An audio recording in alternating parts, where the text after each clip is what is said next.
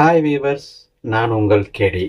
இன்னைக்கு அழகான ஒரு கதையோட தான் நான் வந்திருக்கிறேன். கண்டிப்பாக அந்த கதை உங்களுக்கு பிடிக்கும்னு நினைக்கிறேன். பிடிச்சிருந்தா மறக்காமல் நம்ம சேனலை சப்ஸ்கிரைப் பண்ணிவிட்டு அப்படியே வாங்க நம்ம ஸ்டோரிக்குள்ளே போகலாம்.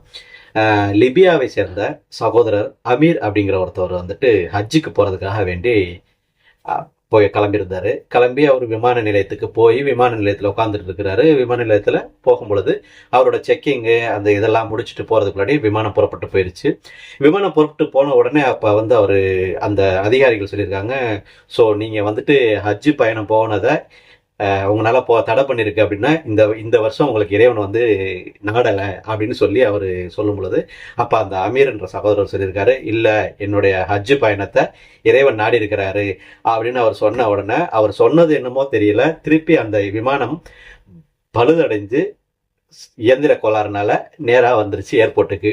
அப்போ ஏர்போர்ட்டுக்கு வந்த உடனே இவர் திரும்பவும் அவரை கூட்டிகிட்டு போகும்போது அப்போ விமானி சொல்லியிருக்காரு, இல்லை நாங்கள் வந்து ஏற்ற முடியாது அப்படின்னு சொல்லி திருப்பி அவர் விமானம் பறக்க ஆரம்பிச்சிருச்சு. திரும்பவும் அந்த அதிகாரி சொல்லியிருக்கிறாங்க, இந்த மாதிரி உங்களால் போக முடியல, ஸோ இறைவன் வந்து உங்களுக்கு வந்து இந்த வருடம் நாடலை அப்படின்னு சொல்லும் பொழுது அவர் சொல்லியிருக்காரு, இல்லை நான் வச்சிருக்கிற ஈமான் மேலே கண்டிப்பாக இறைவன் எனக்கு நாடுவார் அப்படின்னு சொல்லி போகும் பொழுது திருப்பி மீண்டும் இயந்திர கோளாறுனால திரும்பவும் ஃப்ளைட்டு அதே ஏர்போர்ட்டுக்கு வந்துருச்சு. அப்போ அந்த பைலட்டு சொல்லியிருக்கிறாரு, இந்த அமீர் ஏறலை அப்படின்னா நான் ஃப்ளைட் எடுக்க மாட்டேன், ஏன்னா அவர் வந்து ஏறணும் அப்படின்னு அந்த ரெக்வெஸ்ட் பண்ணி அவங்க சொன்னதுக்கப்புறம் திரும்பவும் அவர் வந்து ஃப்ளைட்டில் பயணத்துக்கு செஞ்சு ஹஜ்ஜுக்கு கிளம்பி போயிட்டாரு. இந்த கதை எனக்கு ஒரு ஸ்டோரி மூலமாக தான் வந்தது. ஆனால் இந்த கதை படித்ததில் எனக்கு ரொம்ப பிடிச்சிருந்துச்சு. ஸோ இதன் மூலம் நமக்கு என்ன அப்படின்னா, இறைவன் ஒன்று நாடிட்டார் அப்படின்னா அதை யாராலையும் தடுக்கவே முடியாது, அதை யாராலையும் நிறுத்தவும் முடியாது. இறைவன் ஒன்றை நாடலை அப்படின்னா அதை யாராலையும் புஷ் பண்ணி போக முடியாது.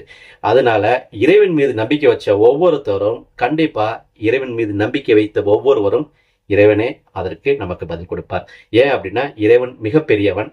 கண்டிப்பாக வந்துட்டு இந்த ஸ்டோரி உங்களுக்கு பிடிக்கும்னு நினைக்கிறேன். பிடிச்சிருந்தா மறக்காமல் நம்ம சேனலை சப்ஸ்கிரைப் பண்ணிவிடுங்க.